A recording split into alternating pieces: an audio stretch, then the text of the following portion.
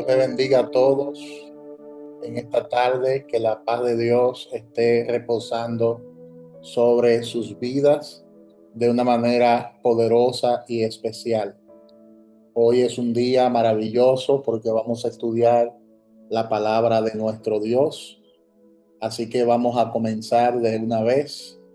Le voy a pedir a nuestra hermana Amy que inicie con una oración.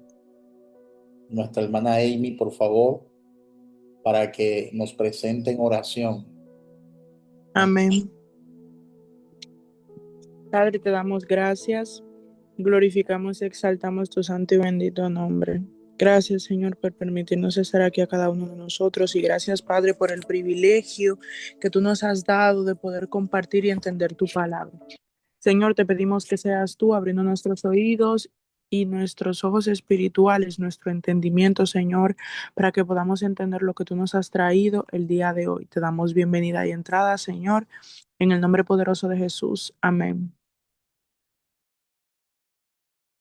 Amén, amén, amén. Dios le bendiga una vez más. Hoy vamos a hablar sobre este tema que ustedes están mirando en pantalla. Vamos a hablar acerca de los tres arrebatamientos que menciona la Biblia, la palabra de nuestro Dios. Ya nosotros anteriormente hemos estudiado y hemos puesto un fundamento sobre lo que es la aplicación histórica de las siete iglesias que menciona Apocalipsis capítulo 2 y capítulo 3. También estuvimos hablando en la enseñanza pasada acerca de la aplicación personal de estas siete cartas.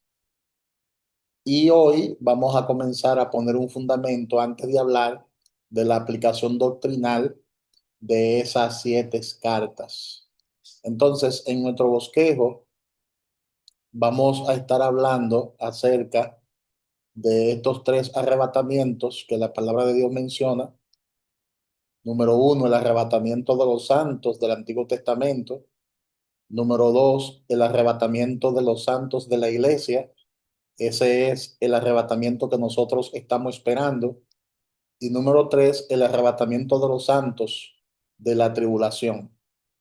También, si nos da tiempo, en el día de hoy vamos a poner un cuadro en la escritura de los tres arrebatamientos desde una óptica completamente diferente también, que se pueden ver ahí en el bosquejo que tenemos en cuestión.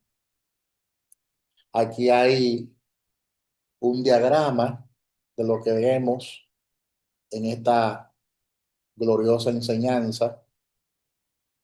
Ahí está más o menos un diagrama de cómo vamos a ir desarrollando esta enseñanza de manera cronológica.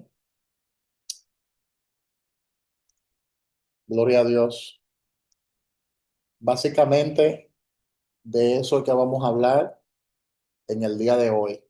Básicamente de ese tema es que vamos a hablar en el día de hoy. Si ustedes pueden verlo en pantalla, yo sé que a veces a través del celular es un poquito incómodo descifrar y leer, ¿verdad? La pantalla, pero ahí está el diagrama, que lo pueden ver y observar de los tres arrebatamientos. Y mira la cantidad de versículos bíblicos que hay para desarrollar esta enseñanza. En esta enseñanza vamos a volver a nuestro estudio cronológico de los eventos por venir que se registraron en el libro de Apocalipsis.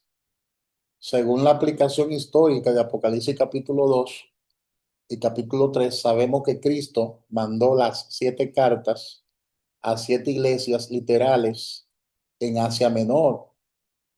Y durante los últimos años del primer siglo se pudo observar el desarrollo de la iglesia primitiva en ese primer siglo.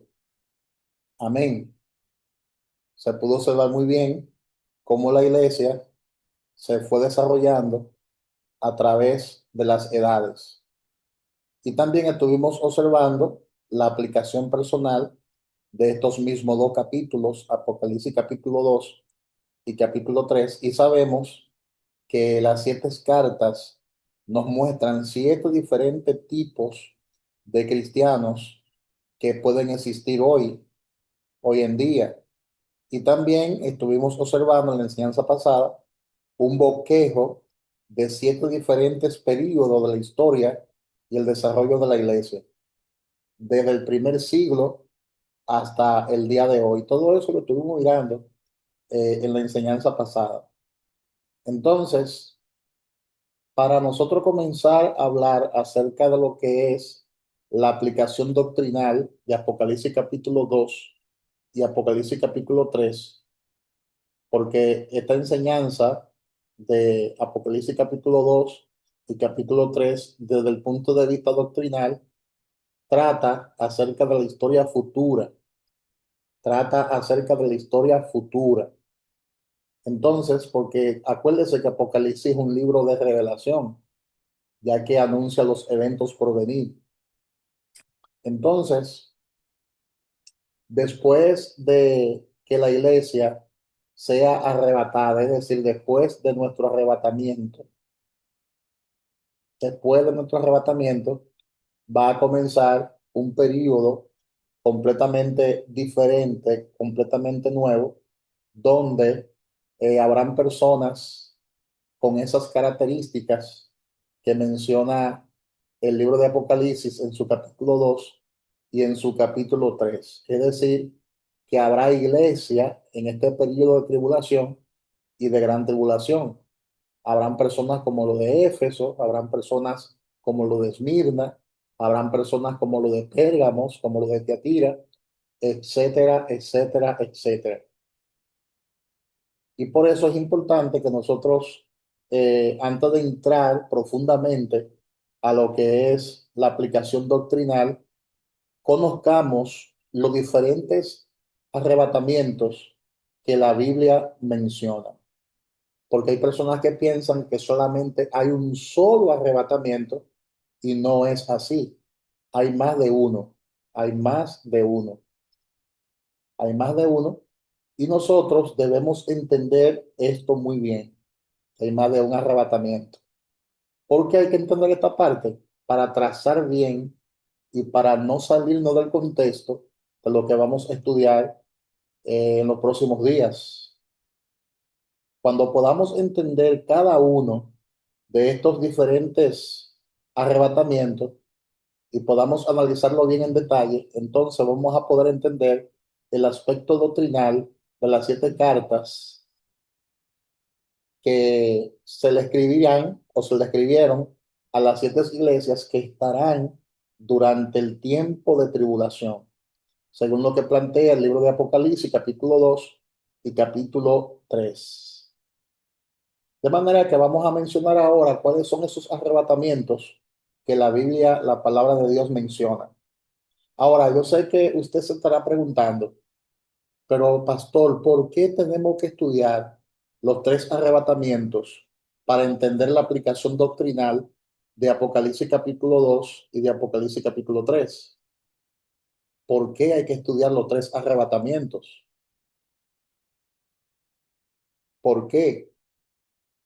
Porque puesto que mucho de la aplicación doctrinal de estos dos capítulos tiene que ver con uno o más de los arrebatamientos que se mencionan en la escritura, es esencial entonces que nosotros lo entendamos antes de meternos en los detalles de lo que se ve proféticamente en las siete cartas a las siete iglesias.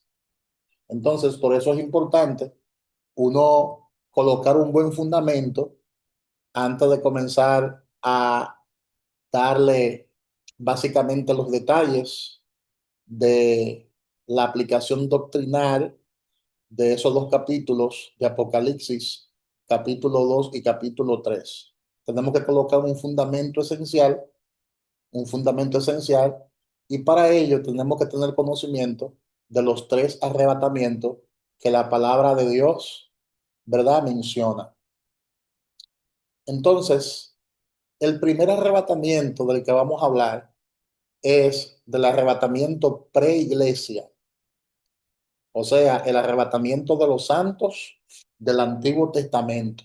Es el primero que se menciona en la Escritura. De ese primero que vamos a hablar.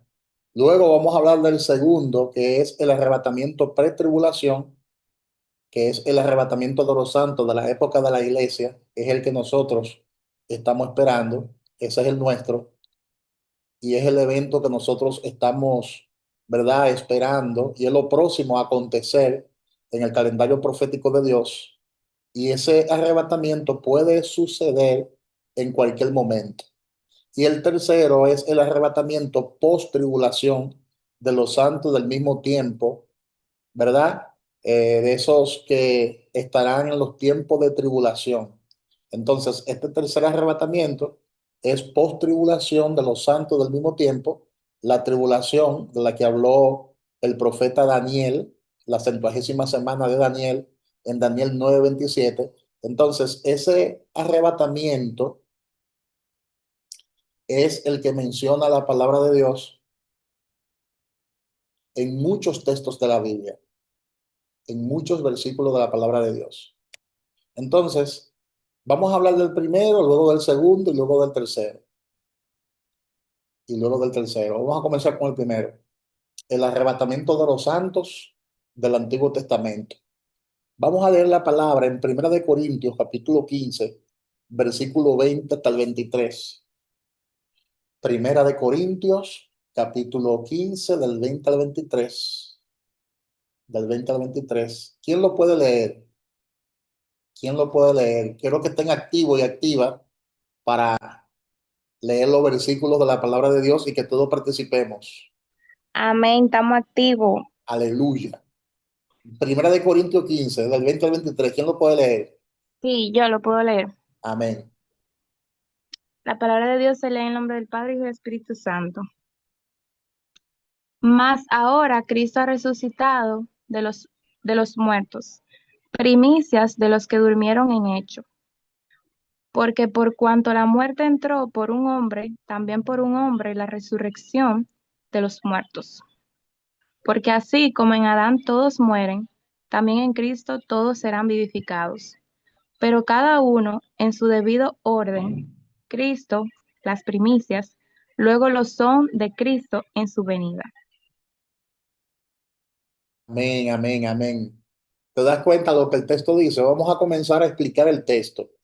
Dice, mas ahora Cristo ha resucitado de los muertos, primicias de lo que durmieron es hecho.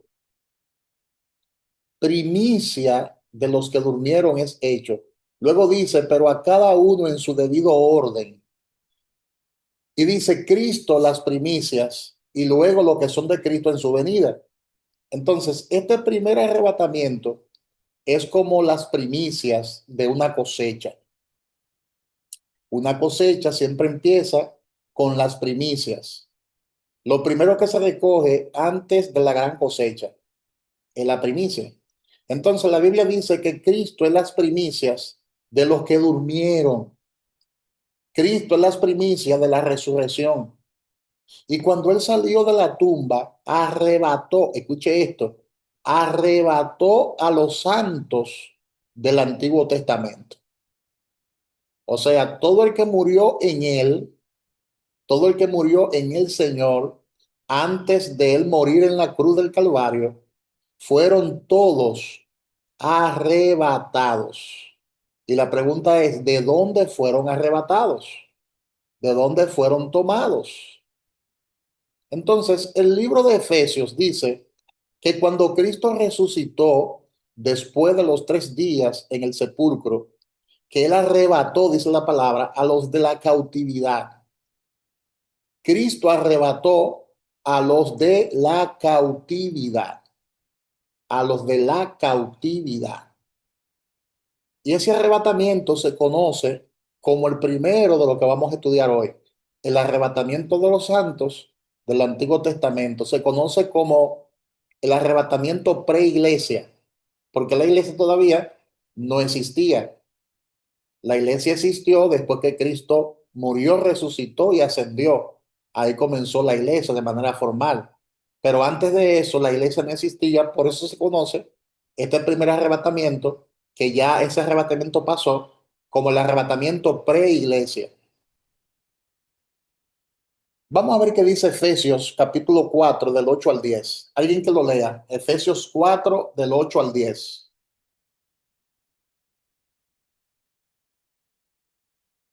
Efesios capítulo 4 del versículo 8 hasta el 10.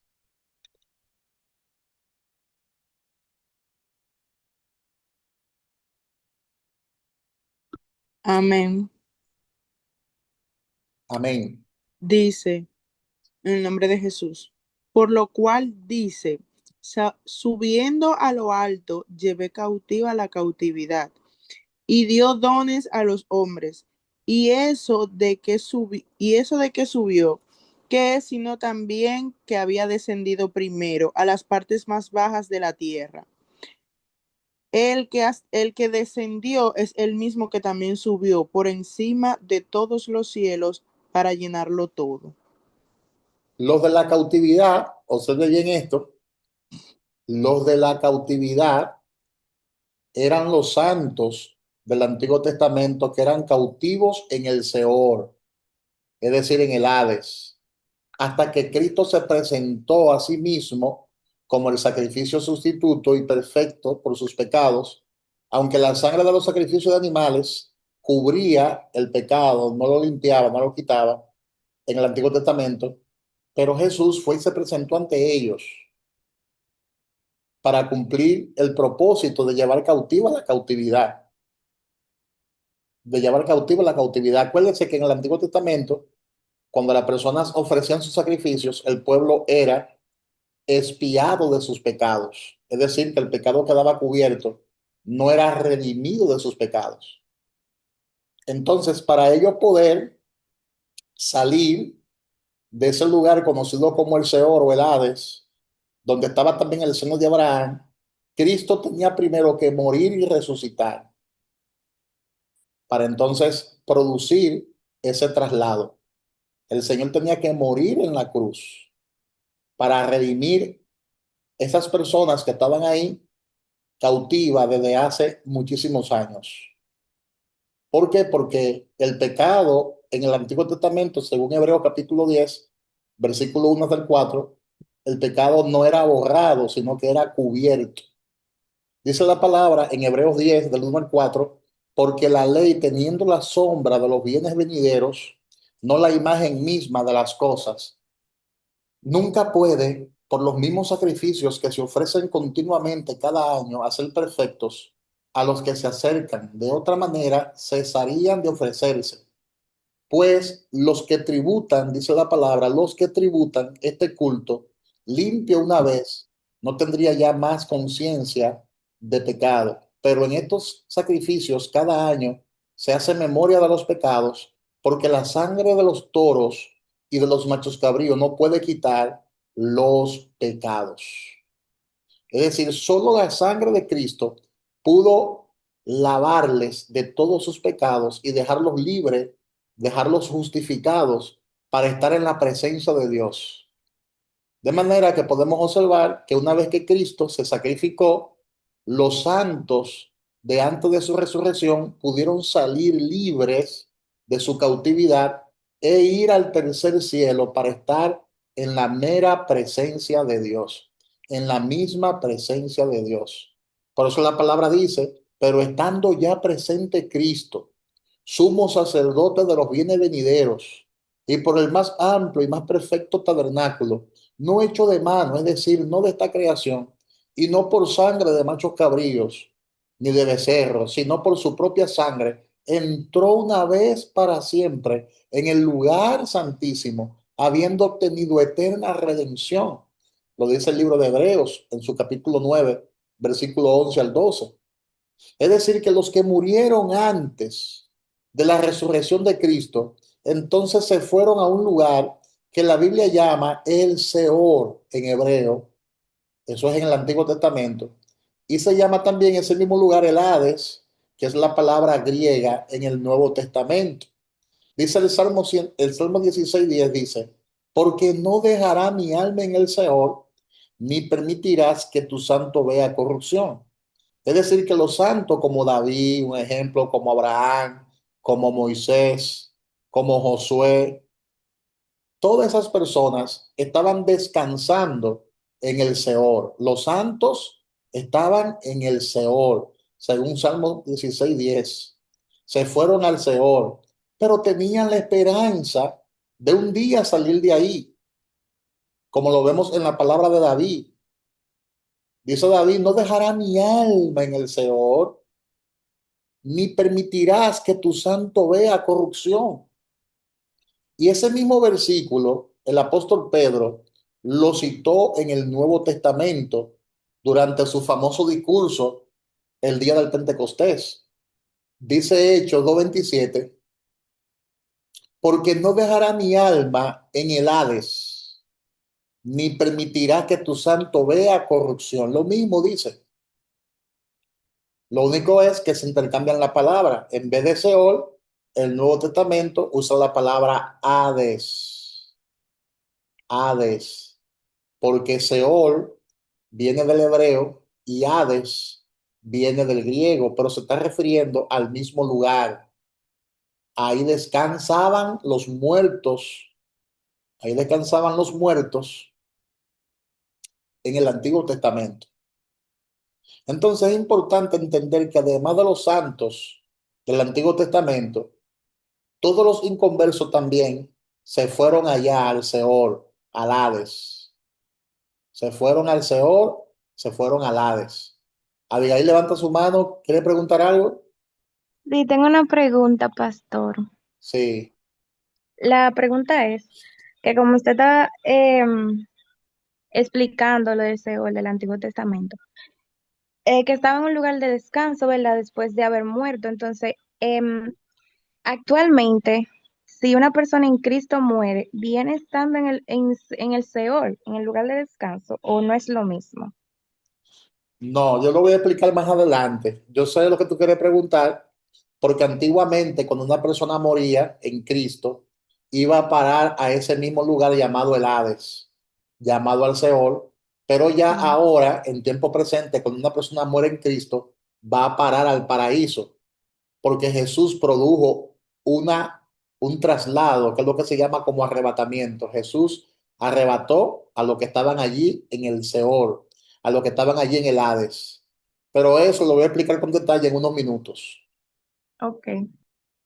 Entonces, es importante entender que además de los santos del Antiguo Testamento, todos los inconversos también se fueron allá al Seol, al Hades.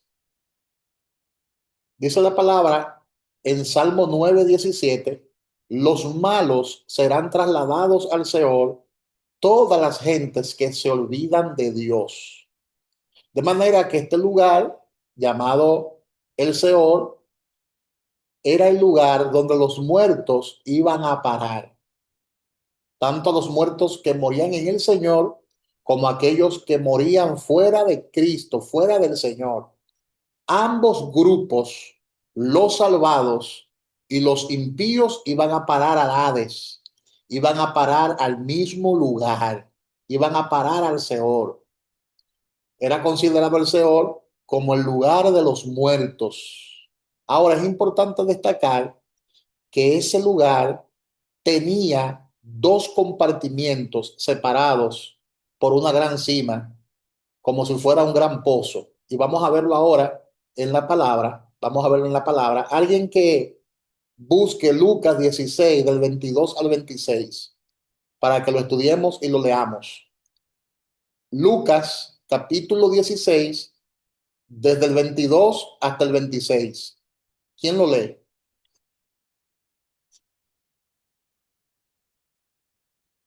Que es interesante que nosotros observemos la separación que había, el compartimiento que había en el Seor, en el Hades. Amén. Del 20 al 26. Lucas 16, del 22 al 26. Del 22. Al 26. Ok. Dice, aconteció que murió el mendigo y fue llevado por los ángeles al seno de Abraham. Y murió también el rico y fue sepultado. Y en el Hades alzó sus ojos, estando en tormentos, y vio de lejos a Abraham y a Lázaro en su seno. Entonces él, dando voces, dijo, Padre Abraham, ten misericordia de mí, y envía a Lázaro para que moje la punta de su dedo en agua, y refresque mi lengua, porque estoy atormentado en esta llama. Pero Abraham le dijo, Hijo, acuérdate que recibiste tus bienes en tu vida, y Lázaro también males. Pero ahora este es consolado aquí, y tú atormentado. Además de todo esto, una gran cima está puesta entre nosotros y vosotros. ¿Te das De cuenta? manera, Una gran cima está puesta, dice el texto. Una gran cima está puesta entre nosotros y y vosotros. Sigue vosotros. leyendo. De manera que los que quisieran pasar de aquí a vosotros no pueden, ni de allá pasar acá. Tú ves, ahí puedes observar en la Biblia, en la palabra, ese lugar y puede observar el compartimiento que había. O sea, el lugar conocido como el seno de Abraham era como si fuera el paraíso. El paraíso estaba prácticamente en el Seol, a donde iban los muertos. Y también los que morían en Cristo iban a parar a ese compartimiento llamado el seno de Abraham. Y el que moría sin el Señor, entonces iba a parar a un lugar donde había llamas, donde había fuego. No sé si ustedes pueden ver los dos compartimientos que se ven bastante claro en el texto. Había un compartimiento donde iban a parar los inconversos y en ese compartimiento hay llamas y los inconversos eran atormentados en esa llama. Y a esa llama, a ese compartimiento le llamamos el infierno. Aunque no es una representación exacta, el siguiente dibujo te va a mostrar una ilustración de lo que se veía en el Seol y en el Hades. No sé si usted puede ver su pantalla, si pueden ver el pequeño dibujo que yo hice ahí acerca de lo que es el Seol y el Hades, ese pequeño dibujo que colocamos ahí acerca de lo que es el Seol y el Hades. Cuando Cristo murió en la cruz, su alma fue a ese mismo lugar llamado el Seol o el Hades, y Cristo le dijo al malhechor cuando estaba muriendo en la cruz, Cristo le dijo al malhechor que estaba a su lado, Cristo le dijo, desde hoy estará en el paraíso conmigo, porque el malhechor prácticamente confesó a Cristo como su Señor y como su Salvador, porque el malhechor le dijo a Jesús, sabiendo que Jesús estaba muriendo en la cruz, acuérdate de mí, le dijo el malhechor, cuando comiences a reinar. En otras palabras, él confesó que Jesucristo es Dios, porque le dijo, acuérdate de mí cuando comiences a reinar. Y Jesús le dijo, desde hoy, desde esta misma hora, estará conmigo en el paraíso. Amén. Entonces, mira el compartimiento. Ahí está un poquito más amplio. Ahí está la imagen más amplia, la puede ver en su dispositivo. Mira cómo está el Seol y el Hades. Ahí está el Seol y el Hades. Si usted quiere, le puede tomar una foto ahí en su dispositivo para que luego lo analice con más detalle. Del lado izquierdo suyo está el seno de Abraham, que era la representación del paraíso, y hay una gran cima que divide ese lugar del infierno. Del lado derecho de usted de la pantalla, está entonces un lugar de tormento llamado el infierno.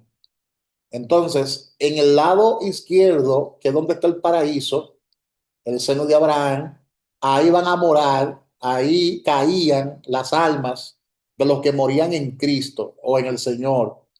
Esa era la morada de las almas de los justos. Y del lado derecho, que es donde está el infierno, el tormento en llama, ahí iban a parar las almas de los impíos, de aquellos que mueren sin Cristo, sin el Señor, que son considerados como personas inconversas. ¿Te das cuenta? Son personas inconversas. Ya las demás cosas que aparecen en la gráfica, se las voy a explicar después, porque eso tiene su explicación a medida que vayamos estudiando el libro de Apocalipsis, porque en este lugar llamado el Seol o el Hades, no solo está el infierno, también ahí está una gran cima, había, ya no está, porque ya el infierno se agrandó, porque cuando Jesucristo se llevó a esas almas al paraíso, pues ya el paraíso no está en el seno de Abraham, ya el paraíso no está en el Seol, ya el paraíso no está en el Hades, el paraíso está en otro lugar.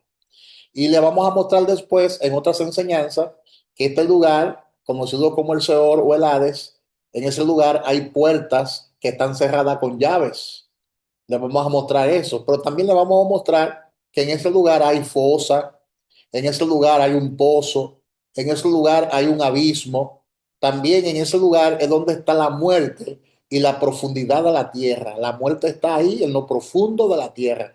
Todo eso se lo voy a mostrar a medida de que vayamos, ¿verdad?, desarrollando la enseñanza del libro de Apocalipsis, pero esto era importante yo explicárselo. Es el primer arrebatamiento. Gloria a Dios. Dice Lucas 23, 42 y 43, que fue la cita que citó de memoria. Dice, Jesús dijo, desde hoy estará conmigo en el paraíso. Déjame leerle los dos versículos completos. Dijo a Jesús, ¿quién? El malhechor. Dijo a Jesús, acuérdate de mí cuando vengas en tu reino. Y Jesús le dijo, desde hoy, de cierto te digo que hoy estará conmigo en el paraíso. ¿Qué quiere decir que hoy estará conmigo en el paraíso? ¿Qué quiere decir esto? ¿Qué Jesús le quiso decir al malhechor con esto? Esto quiere decir que el Seol quedaba en el centro de la tierra y todavía queda allí.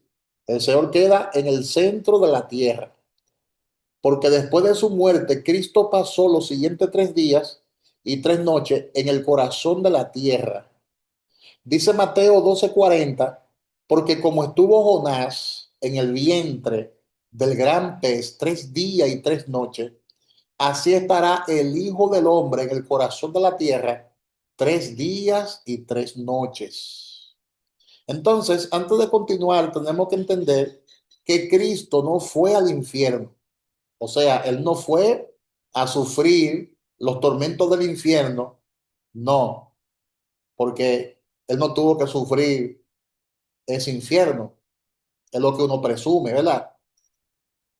Él no tuvo que pasar por ese proceso, porque en la cruz del Calvario Él derramó su sangre, Él derramó su sangre a favor de nosotros, según Isaías 53, del 5 al 11, y eso fue suficiente, porque Jesús dijo en Juan 19:30, consumado es,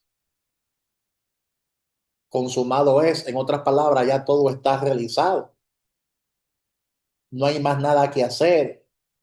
Ya Él había pagado todo el precio por nuestros pecados y Él pagó todo el precio de nuestros pecados ahí mismo en la cruz, según Hebreos 9:26, Hebreos 9:28, Hebreos 10:10, Hebreos 10:12, 10:14 y 10:18. Él pagó el precio de nuestra liberación en la cruz del Calvario.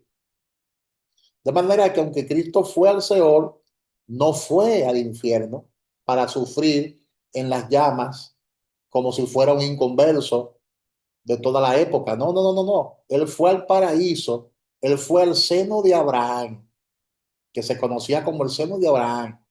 Y cuando Jesús estaba allá en el seno de Abraham, él predicó encima de la gran cima y anunció su victoria completa a todos esos espíritus que estaban ahí encarcelados. Anunció su victoria completa desde allí. No solamente a los espíritus que estaban encarcelados, sino a los espíritus que estaban ahí sufriendo en el infierno y a los demonios también. Los demonios que estaban encarcelados en el infierno. Esos demonios que pecaron en los días de Noé. Porque hay unos demonios que cayeron en el infierno que están ahí encarcelados desde los tiempos de Noé. Lo dice Primera de Pedro, capítulo 3, versículo 18 hasta el 20. Dice la palabra, porque también Cristo padeció una sola vez por los pecados, el justo por los injustos, para llevarnos a Dios, siendo la verdad muerto en la carne, pero vivificado en el espíritu, en el cual también fue y predicó a los espíritus encarcelados, lo que en otro tiempo desobedecieron. Oye bien lo que dice el texto. Lo que en otro tiempo desobedecieron cuando una vez esperaba la paciencia de Dios en los días de Noé, mientras se preparaba el arca, en la cual pocas personas, es decir, 8, fueron salvadas por agua. Fueron salvadas por agua. Ahora, ¿cuáles eran esos espíritus? ¿Cuáles eran esos espíritus que estaban ahí en el infierno, encarcelados?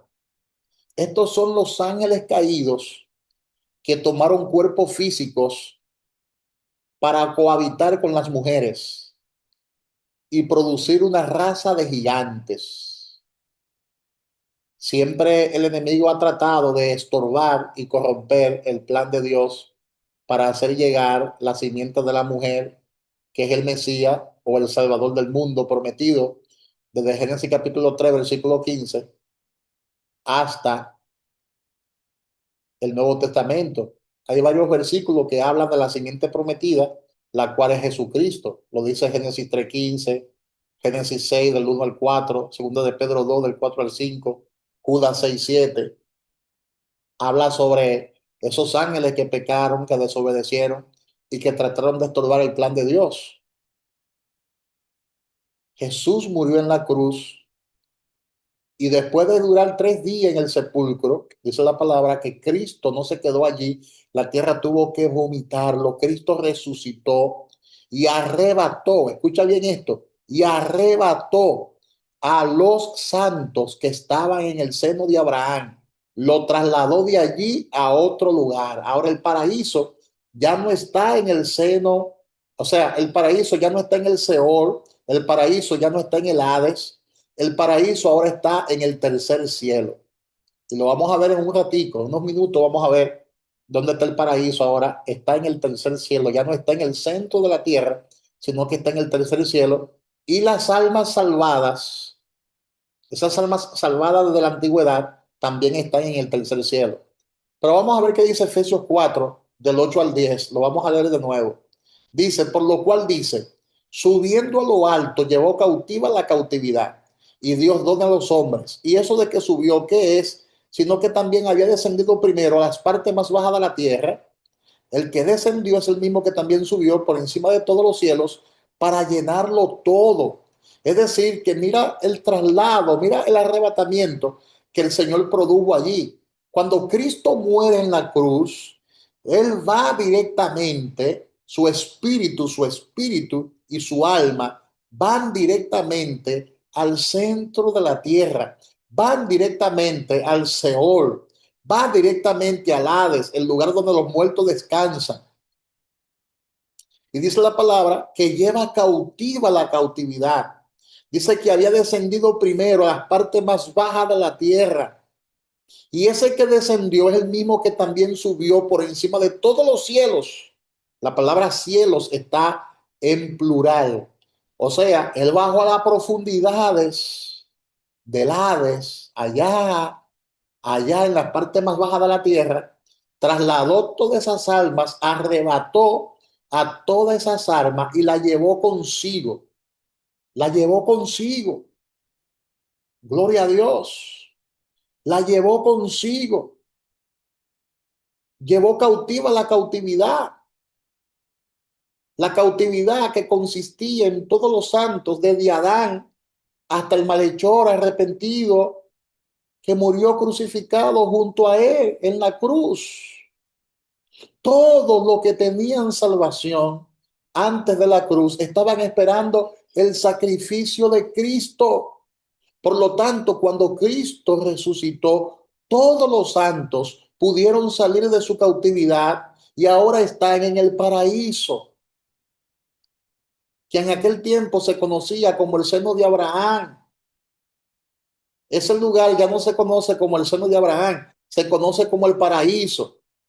El paraíso, que era el seno de Abraham, quedaba en el Seol, en la parte más baja de la tierra. Pero ahora ese lugar no queda en la parte más baja de la tierra. Ahora ese lugar queda en el tercer cielo, porque Él se levantó, subió por encima de todos los cielos para llenarlo todo. Efesios capítulo 4, versículo 10. Subió por encima de todos los cielos para llenarlo todo. O sea, pasó el primer cielo, que es el cielo atmosférico, pasó el segundo cielo, que es el cielo espacial, donde están los astros, las estrellas, y llegó al mismo tercer cielo y allí lo llenó todo, dice la palabra de Dios. Es decir, todas esas almas que estaban en el centro de la tierra fueron llevadas ahora a un lugar llamado el paraíso. Vamos a ver qué dice Mateo 27, del 51 al 53. Por eso es que decimos que este es el primer arrebatamiento, el arrebatamiento pre-iglesia. Dice Mateo 27, del 51 al 53. Dice, y he aquí el velo del templo se rasgó en dos, de arriba a abajo. Eso fue cuando él resucitó o cuando él murió, ¿verdad? Dice, he aquí el velo del templo se rasgó en dos, de arriba a abajo, y la tierra tembló, y las rocas se partieron, y se abrieron los sepulcros, y muchos cuerpos de santos que habían dormido se levantaron y salieron de los sepulcros después de la resurrección de él. Vinieron a la santa ciudad y aparecieron a muchos. Oye bien, aparecieron a muchos. Algunos se quedaron en la tierra por un tiempo. De esas personas que se levantaron con él, que resucitaron y que se quedaron un tiempo, algunos quedaron en la tierra por un tiempo. ¿Y por qué? ¿Y para qué? Para darle a Israel una señal, pero al fin y al cabo todos llegaron al tercer cielo, a la presencia de Dios, nuestro Padre, porque esos que resucitaron luego murieron de nuevo y fueron trasladados allá como quiera al paraíso, porque el que muere ahora en Cristo descansa en un lugar llamado el paraíso, y ese lugar llamado el paraíso se encuentra en el tercer cielo. Esa es la verdad escritural, esa es la verdad bíblica. El paraíso ya no está en el centro de la tierra, está en el tercer cielo. Ya no está en el corazón de la tierra, está en el tercer cielo. Gloria a Dios. Y el apóstol Pablo fue llevado al paraíso, dice la palabra. Y cuando el apóstol Pablo testifica esa experiencia, él dice que fue llevado al tercer cielo. Vamos a verlo en 2 capítulo 12, versículo 1 hasta el 4. Alguien que lo lea, por favor. Alguien que busque 2 capítulo 12, versículo 1 hasta el 4. Amén. Amén. Amén. Gloria a Dios. Leemos la palabra de Dios en el nombre de Jesús. Dice así: ciertamente no me conviene gloriarme, pero vendré a las visiones y a las revelaciones del Señor. Conozco a un hombre en Cristo que hace 14 años, si en el cuerpo no lo sé, si fuera del cuerpo no lo sé, Dios lo sabe. Fue arrebatado hasta el tercer cielo, y conozco a tal hombre, si en el cuerpo o fuera del cuerpo, no lo sé, Dios lo sabe, que fue arrebatado al paraíso, donde oyó palabras inefables que no le es dado al hombre expresar. Amén. ¿Te das cuenta? Cristo cerró el seno de Abraham. Y por esto, para nosotros ahora, estar ausente del cuerpo, estar muerto físicamente, significa eso. Estar ausente del cuerpo es estar muerto físicamente. Pero estar muerto físicamente para nosotros es estar en la presencia del Señor, es estar en el tercer cielo. Lo dice 2 Corintios 5:8. Dice el apóstol Pablo en la segunda carta a Corintios 5:8, pero confiamos y más quisiéramos estar ausente del cuerpo y presente al Señor. ¿Te das cuenta? El que muere ahora en Cristo está ausente del cuerpo, pero está presente al Señor, está en el tercer cielo. Todo el que muere ahora en Cristo despierta en el tercer cielo. Filipenses 1, del 23 al 24 dice, porque de ambas cosas estoy puesto en estrecho, teniendo deseo de partir y estar con Cristo, lo cual es muchísimo mejor, pero quedar en la carne es más necesario por causa de vosotros. ¿Te das cuenta? Las personas que mueren en Cristo están en la misma presencia de Cristo, están en la misma presencia del Señor. De manera que ahora el paraíso está en el tercer cielo y podemos observar que los santos que murieron en Cristo o en el Señor, esos santos de la antigüedad, tuvieron que esperar que Jesucristo muriera en la cruz para ellos poder disfrutar de la morada de Dios. Oye lo poderoso que es eso. Ellos tuvieron que esperar en el seno de Abraham muchos años. Imagínate, toda la gente que murió en el Señor en todo el Antiguo Testamento, en esos 4000 años que habían pasado, toda esa gente que murieron en el Señor Jehová, tuvieron que esperar que Cristo muriera en la cruz del Calvario para ellos poder ser trasladados en ese primer arrebatamiento a la morada de Dios. Entonces, ese es el primer arrebatamiento de un grupo de personas en la Biblia. Ese es el primer arrebatamiento. Los santos del Antiguo Testamento fueron arrebatados y ellos forman las primicias con Cristo. ¿Te das cuenta? Ellos formaron las primicias con Cristo cuando Él resucitó y los llevó de su cautividad en el seno de Abraham al tercer cielo para estar con Dios en su presencia. Amén. Ya nosotros observamos con lujo de detalle ese primer arrebatamiento. Toda esa gente que murieron en Cristo ya no están en el Hades, ya no están en el seno de Abraham. Fueron trasladados de allí porque Jesús llevó cautiva la cautividad y eso se conoce como el primer arrebatamiento de los santos del Antiguo Testamento, que es el arrebatamiento pre-iglesia, así como usted lo está mirando en pantalla. Ese es el primero de todos los arrebatamientos grupales, porque estamos hablando de arrebatamientos grupales. Esa fue la primicia. Ese primer arrebatamiento fue la primicia. Ahora vamos para el segundo, según la gráfica, el arrebatamiento de los santos de la iglesia, que es el que nosotros estamos esperando.